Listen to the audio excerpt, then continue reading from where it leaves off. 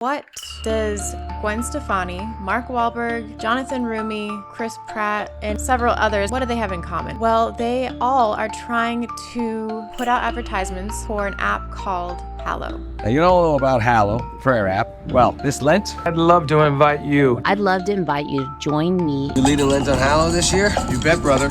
Hey, Chris. Join you on Hallow?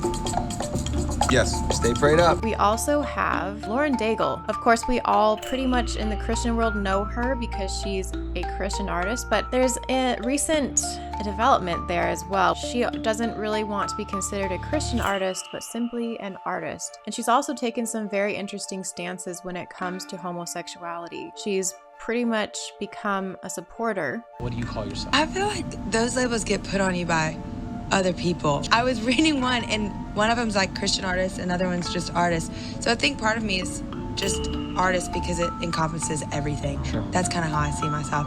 I didn't know that Lent was a Christian thing.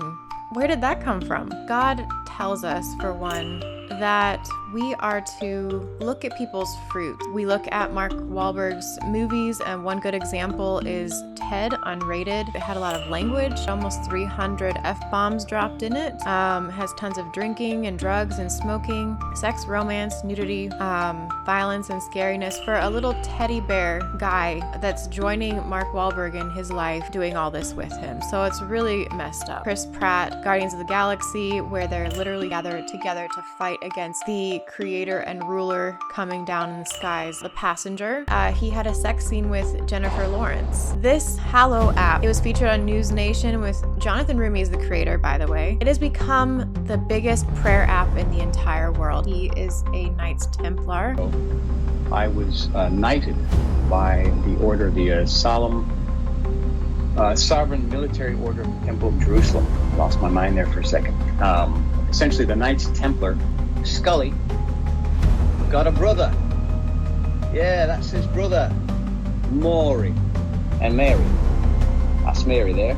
What has happened with the morphing of Lent into our society today? It's also called Shrove Tuesday, Mardi Gras, Fat Tuesday. In England, it's called Pancake Tuesday. This overindulgence comes from honoring the Roman fertility god, Lupercalia, with feasting, drinking, and carnal behaviors. This is still what we have going on usually when we have, Burning Man, Mardi Gras, all this stuff. And that's because the celebrations today have an ancient origin far removed from Christian tradition.